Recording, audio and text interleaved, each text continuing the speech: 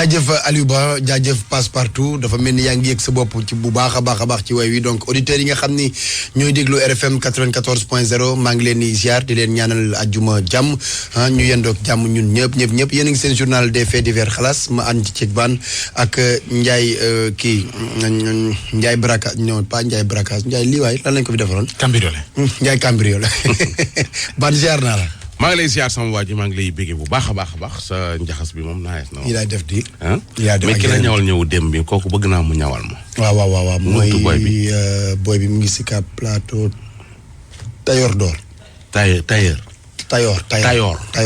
xanaa Charles Tayor d'or waaw xam naa ni ci ñooñu rek la bokk waaw. Tayor d'or côté yooyu la dëkk. waaw si Cap Plateau booy bu mën a ñaw la. waaw Cheikh booy bu mën a ñaw la ki ñawal kii ne saa yi nag. naa la booleeg non kii ñëw nan daanaan lay ñëw man kii awma problème ak ki koy ñëwal ak yooyu ndax Ndiaye daa bëgg lu baax mais fi muy jëlee ay tusim man foofa ma jaaxal parce que mënoo ajjuma june nga sol tusi bu bees man de redouble man moom damay redouble rek am na ay bor kii amee na ay nit ay bor non man sama yëpp xam-xam nga man sama yëpp saf ku bari xam-xam nga waaw man xam nga li saf na saf passé ñemee faire déedéet waaw man moom redouble d'effort rek xalaas kay moom tarkalla man bu ngeen ma joxee permission bi moom waaw tarkalla xalaas moom saa yi bu ngeen ma géré ko waaw baax na yàlla na ñëpp am jàmm rek ñu ngi ñaanal ñëpp jàmm tey la ajuma Njaay na ñëpp am jàmm waaw na ñëpp am jàmm di leen ñaanal jàmm te yàlla yokk sutura si yokk ci poos yi dara amiin oui ma Aba wala ngay sori may ma tuuti rek benn minute waaw daa wax loo xamante ne ji xëy na sax du fii laa ko waxe woon waaw fii laa ko mën a leeralee waaw gis nga jamono ji nga xamante ne ji coowal sëriñu daara bi ci Njañ am na wax naa wax joo xamante ne ji metti na sëriñu daara yu bëri. ah bon en fait ci liñ jàpp. képp kuy sëriñu daara. man maa ngi lay jéggalu. maa ngi lay baalu àq bu fekkente ne wax naa. wax ju leen naqari. nit amul lu dul kilifaam. donc am na loo xamante ne ji ñàkk xam mooy tax nit di ko wax. mais man mënuma nekk maanaam doomu daara jur ma. may doomu daara ba pare di xeex daara. monte ne. am naa ciy sëriñ. am naa ciy nijaay. am naa ciy mbokk. am naa ciy morom am naa ciy rakk am naa ciy mag. bépp sëriñu daara boo xam ne wax naa ci revue de presse bi loo xam ne. neexu la. maa ngi koy jéggalu. di la baalu àq. woyof. mu jeex tàkk. lii da yàlla suñu borom bëgg de. nit day woyof xam nga ñaar dama la koy wax. boo nekkee ci dëkk. am fa ay soppi am ñu la bëgg lool. yii da laa war. nga tooñ nag. maa ngi baalu it sëñ Cheikh Saliou. waaw maa ngi koy baalu bu baax a baax. na fi yàgg lool te wér. maa ngi baalu sama papa démb nee na ma man mii di sa bàyyi jëng nañ ma ci daara. ay yëfi taalibe rek nga def de. maa ngi koy baalu am na solo nañ doxal ay yëfi taalibe rek nga def. donc ñu ngi baalu ak ñun tamit ñu ngi baalu ak ñëpp. waaw ndax Njaay day suñu xarit donc am na yoo xam ne sax soxlawul sax ñu ci dugg waaye comme ñun ñëpp xam nañ li xew ci réew mi yàlla na yàlla def ci réew mi jàmm daal di ko defal waa réew mi yëpp nag. ayca baax na ñëpp am jàmm. ayca tey bégee. jaajëf Njaay am sutura kii professeur am. ak élève ñoo doon xeex ca Louga. ba am njàng ma daa bloqué. ndax professeur ak élève. waaw jàpp nga professeur lan la. professeur bi daal da doon wax élève bi xam naa ni mu watoo ak ni mu soloo comme la ko doon kii corrigé xam naa ne élève bi gis boppam ñoom ñaar ñu raak ci école bi. ba bokkuñu gel. non côté affaire tenue vestimentaire la yooyu. généralement nag yenn relation yu heurté yi entre professeur ak élève. am na xale comportement élève bu bon dina ko waral. professeur yoo xam ni moom bu seeni élève amee benn comportement bi sax seen xol day bon. parce que neexul nga yor élève di ko jàngal di ko teg ci yoon. effectivement te heure boo ko xoolee doo gis ci moom li nga def ci moom. effectivement am na ci nag ay xeetu kiiw kàccoor yoo xamante ne ñaare dañuy bokk. xam nga élèves yi léegi ñu ci bari jàngalekat ak seen élèves yi li ñuy magantee bariwul. mais bii moom ci xibaar yi ma jot. comportement xale bi la woon professeur bi di ko corriger mu gis boppam bi leen cookee bañ àtte leen ci waxu waa professeur bi professeur bi ñibbi booy bi da ko karak yat muy yéen mos yi neex. xaw ma lan moo fa xew de. waaw waaye xale bu jigéen. bu góor la de. xale bu mani. ñaar ñu góor la mani. waaw xale boo xam day def 1m60 wala 1m lu ko topp. waaw di ab xale bu jigéen. waaw mu xees mbaa mu ñuul. waaw de sol jean 32 mbaa 34. waaw mën naa indi ay problème yu bari ci biir classe yi. waaw loolu mën naa waaw mais est-ce que loolu la mais. nañ déglu waa ji ba pare. voilà. dafa am lu ñuy wax la gestion de classe waxuñu enseignement dañ ne éducation au-delà des enseignements apprentissage maanaam xam-xam bi nga xam ne professeur bi da koy jël di ko jox élève bi da koy yaraale ndax école moom mooy seconde famille moo tax ñu ne éducation kon bokk na ci li ñuy wax gestion de classe yenn mandarga yi professeur bi bu xale bi ñëwee am yenn comportement yi mu ne ko boo ñëwee bul defati nii loolu moo jotale monsieur Diop ak élève bi nee na ko sa wat bi bu ëllëgee bu ko indi sa wat bi baaxul bul ko indi élève bi acharné wu ci kawam ñu jàppante foofu surveillant yi ñu ngi fa woon ak yenn élèves yi ak yenn professeurs yi fekke loolu bi muy demit ñu àtte leen monsieur Diop bi muy dem nee na moom bàyyiwul monsieur Diop mu toppi ji ko jël yet dóor ko ñetti yoon bi loolu amee bu nekkuloon ñoom monsieur Ndiaye ak yeneen nit ñi fa nekkoon musiba dina am ndax yet la yoroon yamul foofu ci dóor jàngalekat bi rek dafa dem ànd ak yaayam wut certificat médical moom élève bi bëgg ko tiiñal ànd ak yaayam wut def plainte def certificat médical dem déposer ko commissariat nga xam ne boobu ñun suñ plainte ak suñ certificat médical mu ngi foofu pour contrer ñu ma ne foofu sax xaw na maa mere ki yoroon dossier bi à la police ndax xale boo xam ne mag a koy jox xam-xam suñu xeex amoon seen diggante sax même bu mag bi tooñee ki yor dossier bi waroon na téye xale bi sax bu dee 24 heures ndax xolam xaw a wàcc tuuti waaye ñu ñëw nga leen dem leen di yóbbu tribunal loolu moo ci ñaaw ci réew moo xam ne jàpp nañ ne dafa war a jëm ci développement ñu ngi naan émergence un officier de police judiciaire wala commissaire wala keneen doxale noonu ci diggante jàngalekat ak élève.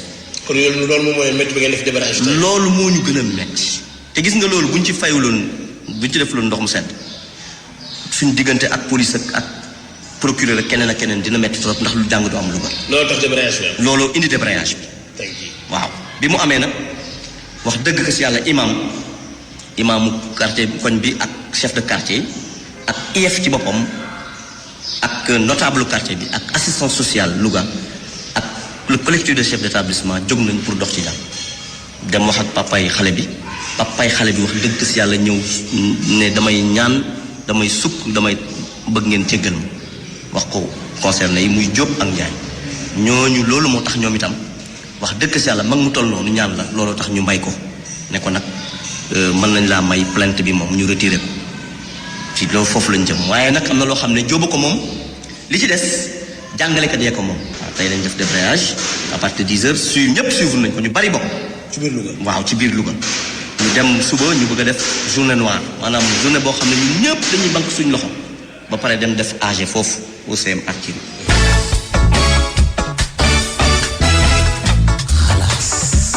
jaajëf ñi ñuy jàngalekat yi ci réew mi yëpp. ñu ngi leen di ñaanal jàmm.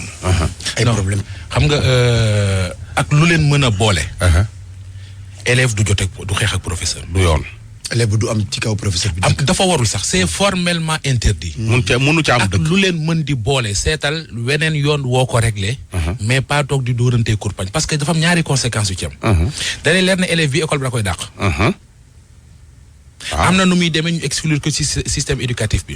muy benn conséquence baa ngoog. ñaareel ba mooy nee nga ma jànguñu démb jànguñu tey. waaye léegi benn élève boobu nu mën a yàqalee élèves yi nekk ci école bi yëpp.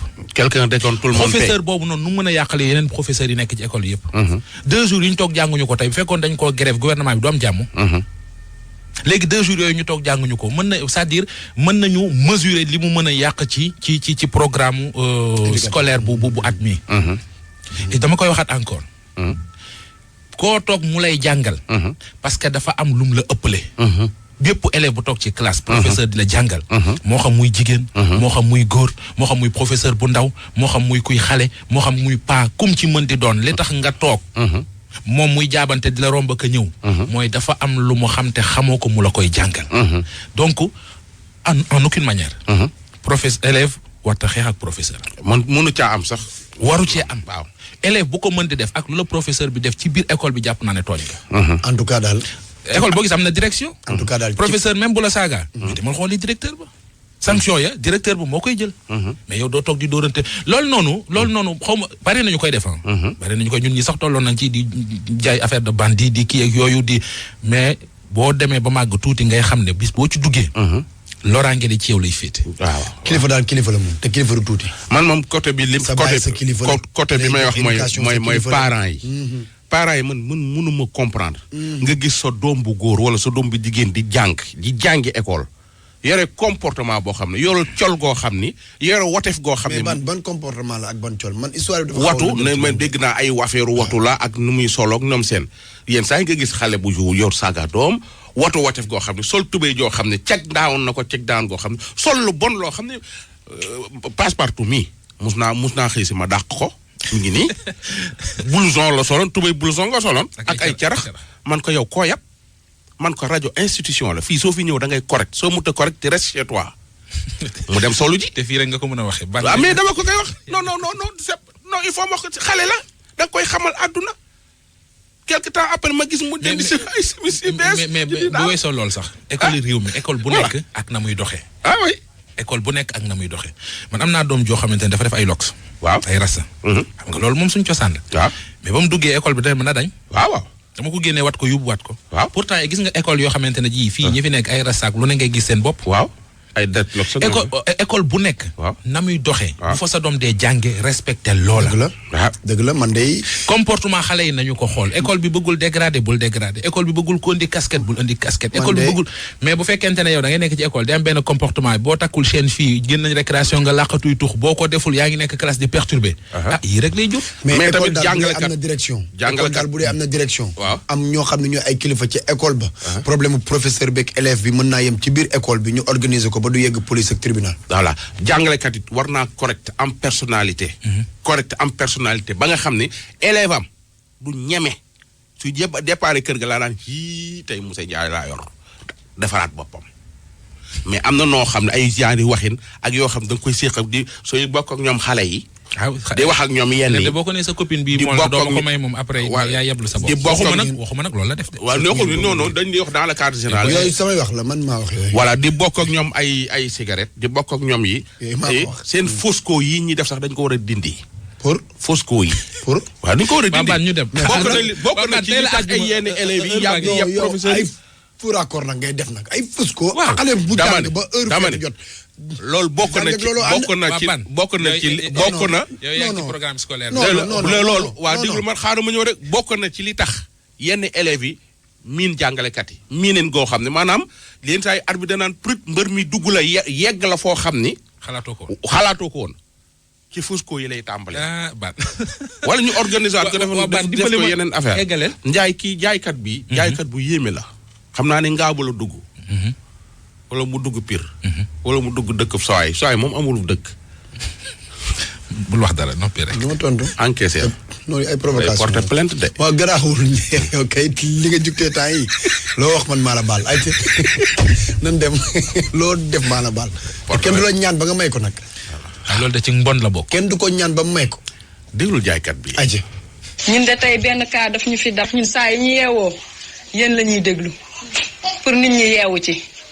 benn waaye daal moo fi ñooñu noonu di jaay saabu kii xeesal yeeg kii bi di ko def ci bool yi di wër dugg na daal nuyoowul ni saabu ma génn ni waaw kooku di wax kan la tombeeg sama rakk bi mi ngi fóot mu daal di koy gis daal di koy ne saabu biy dindi taas sama rakk bi ñëw taxaw di wax ak moom léegi man tam ma génn mu génnee benn mbuus jox ko ni ko bii baax na pour yow day dindi taas waaye waa ji daal mi ngi waxtu ci suuf di làkk ay làkk moom làkkul français làkkul olof xamuñu lu muy wax lan la ma daal di siggi ma ne ko nee na de bii baax na boo koy diwoo guddi moom baax na rek waa ji jékki-jékki rek di wax ay yeneen wax ci suuf ñun nag li mu doon wax xamuñu ko ndax li mu doon làkk ay ñag la ma ne ko waayow demal ñun jënduñu xaaral kon ma woo sama jëkkër di dugg sama néeg rek mu dab ma rek daal di may xët ni ma ràll dóor ma gestu ni ko waaye man ngay dóor lu ma la def ba nga may dóor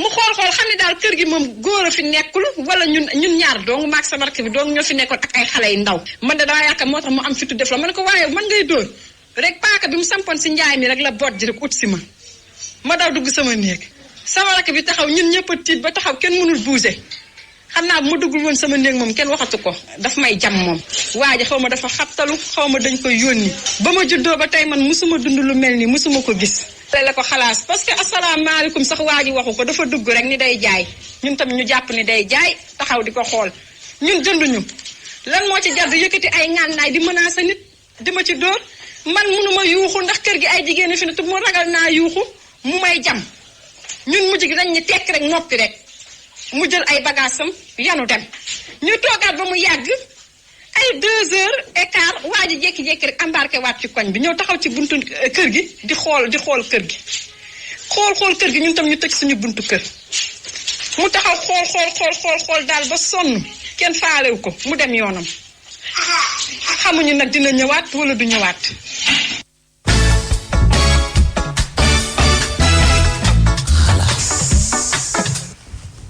leen seen kër yi ay fan la xewe lii nii fii nii ci nu mu tëddati. ñu wuti xaj. Kaolack fan ci. Caaroy Caaroy gaar. Caaroy d'accord Caaroy. Caaroy parce que xam nga tey ji su nit ñi liggéeyee jee. su nit ñi liggéeyee jee. kër yi day wéet. da ngay jékki-jékki te xam nga nit ñi moom Sénégal dañoo baamu foofu kër ñoom Mouhamed Ndiaye fan la ki koy laajte xaw ma ndax da koy rey xaw ma ne nga ni ko fee la. waaw ñu dugg suñu biir kër yi dafa yomb trop te soo sévéré ñu ne dafa soxor. wala day jaay lu amul. day jaay lu amul xam nga jaay kañ tey jii ki ngay jaay si saabu jékki-jékki mujj jël paaka riir wuti la dem ba ci yegg di la xëtt koo xam ne xamoo ko c'est compliqué.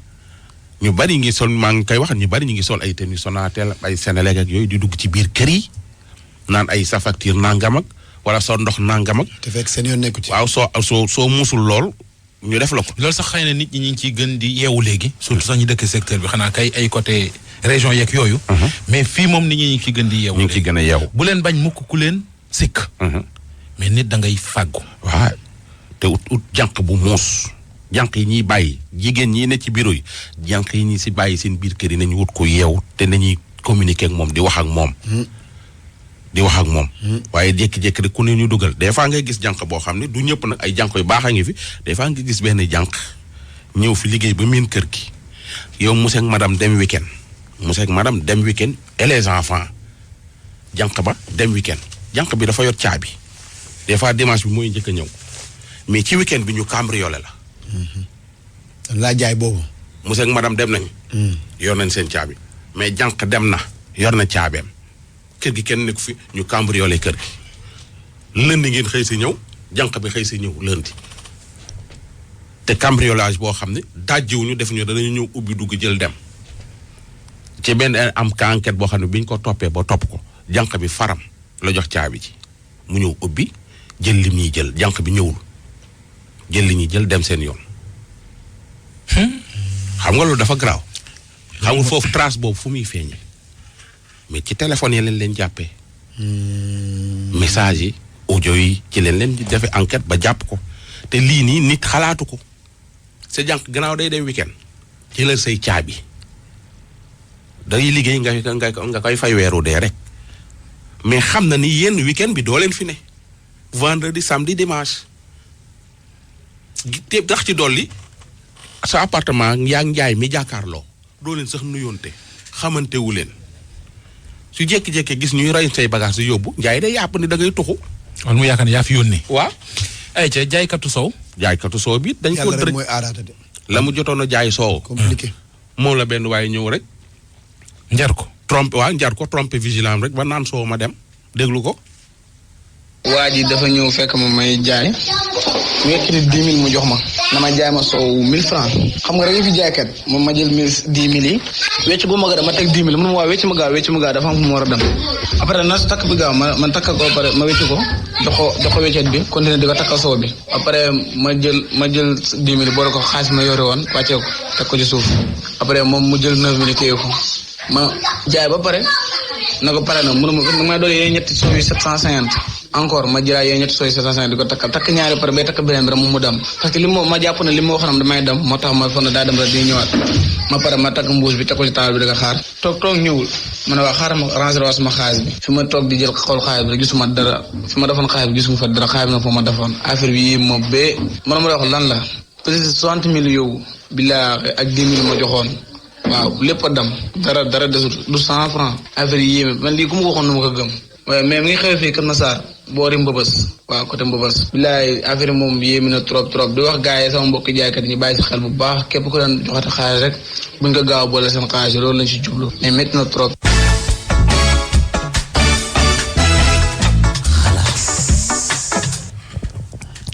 dégg nga loolu. heureusement ba mu teelee yëglu sax yeete. waaw xaalis ba moom dem na moom. waaw xaalis ba dem na. xaalis ba dem na xam nga moom gars yi moom vigilance dafa baax ci lépp looy def. waaw vigilance surtout ñiy jaay di yor xaalis ñi ci banque yi ñi ci Orange Money yi ñi ci kiosque yi. nañuy parce que danga yow li lay fay bariwul. soo xoolee ba li nga jot a am ñu ni ko France yóbbu. dafay doy waar day gën a compliqué man damay ñaan ñi nga xamante ne ji dund nañ histoire yu mel nii. parce que àdduna moom da ngay jàng rek. ba keroog ngay faatu. mën ngaa jànge école mën ngaa jànge ci kër gi mën ngaa jànge ci télé bi. mën ngaa jànge ci rajo bi. ñi nga xamante ne ji dund nañ ko. bu ñu seetaan mukk seen naataango seen morom di ko dund. xam nga luy mën a tax mooy comme ni waa ji def. képp koo xamante ne ji dund nga genre histoire yu mel nii. ñu jéem la nax jéem la teg dil wala abus de confiance est-ce que yu mu ci mën di doon. dimbaleel sénégalais yi. ci nan mooy woote 150 17 17. ñu jàlle la ko xalaas bu la neexee. mën nga wax yow mi ko dund yaay kan. bu la neexee aussi mën nga ko def dans l'anonymat. nit ñi nañ xam li nga dund fan nga ko dundee mais nit mun la wax kii moo ko dund. 150 17 17. comme ça nga yeete ci parce que lii ci jaamu yàlla la bokk. am na leneen loo xam ne ci jaamu yàlla la bokk Njaay. Njaay nañ dimbali chauffeur si réew mi dawalkat yi. di leen fay salaire yu baax. di leen wutal ay contrat da nga gis koo xam ne ndeysaan dawal na 50 ans musul am salaire u 150 000 loolu Njaay metti na.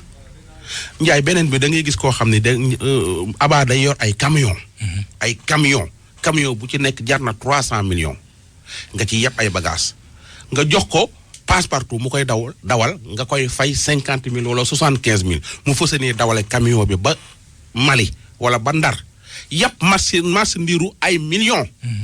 maanaam marchandise bi ay millions la camion ba ay millions la mais chauffeur bi koy dawal amul sax salaire u 100 000 francs. ku ci bàyyiwul lekk te lu ci manqué. soo moytuwul ci kaso bi la jëm. ak day ku ko ci bàyyiwul lekk. nit ñi dinañ xalaat loolu. léegi loolu ku ko def. ki ko def jeex na. ki ko nangu. waaw mais mënu ko bañ a nangu. déedéet baan pël bu bañam soow nangum sabet boppam la ko def. waaw jeex na. mais tey jii ki kay def nag. yow doo ko def.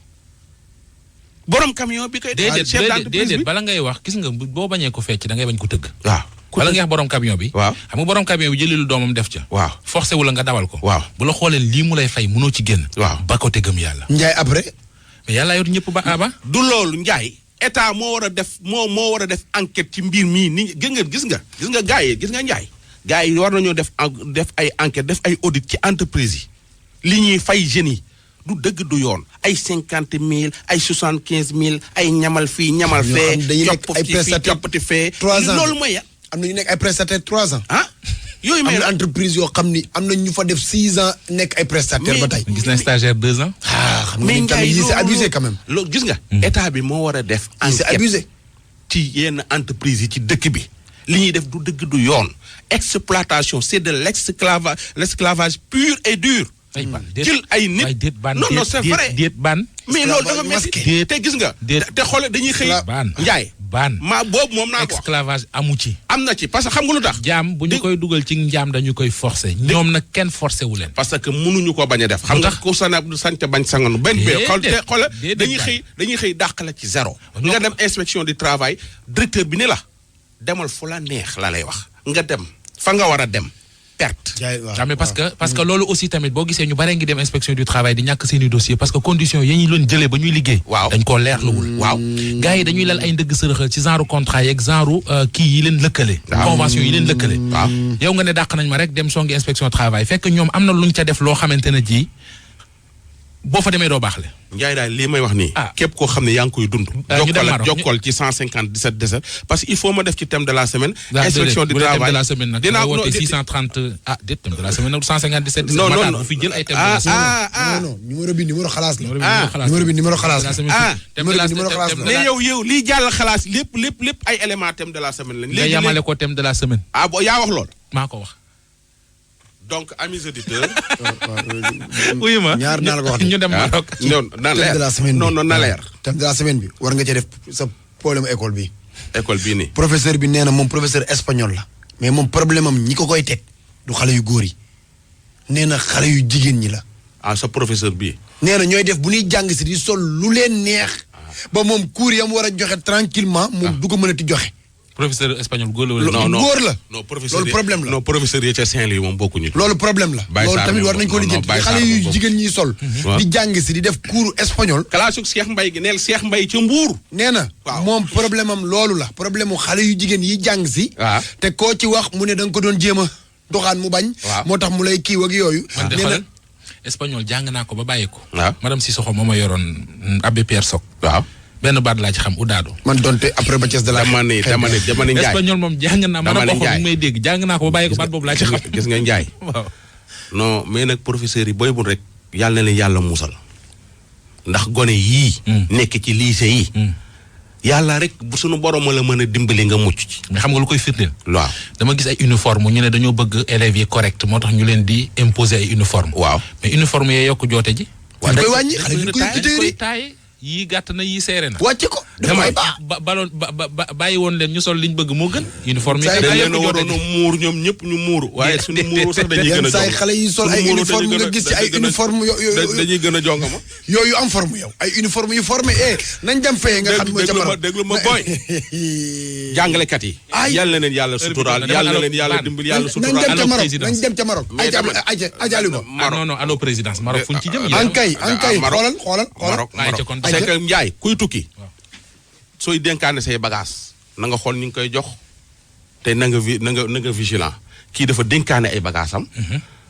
gars yi ñoom ko dénk njëkk a génn toog xaar ko ba sonn gisuñu ko xamuñu dañ ko arrêté xamuñu mu demee ñu duggaat seet ko ba sonn gisuñu ko déglul.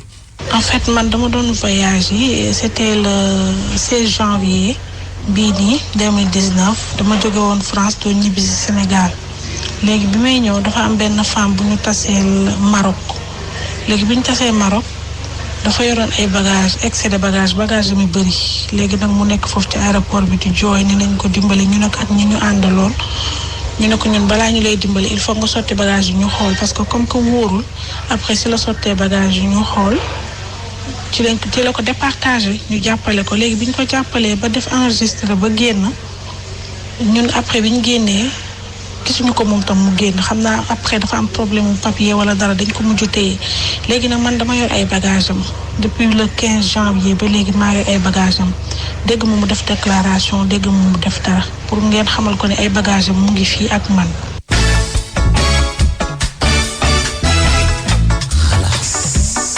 waaw soo dénkee Ndiaye say bagage daal na nga jël numéro xam ki nga koy jox kan la waaye dénk jox nit ay bagage ba pare doo xamatoo ko. nañu moytu di téye bagage yu ñu xamul borom aéroport. même boo xamee boromam. te xamoo la nekk ca bagage yi bul ko téye. wóorul sax de Ndiaye. bul di enregistrer kenn ay bagage am. ñëw nga am nga excédent de bagage yulli ko nga yóbbu ko nit dina fi mës a enregistré drogue de.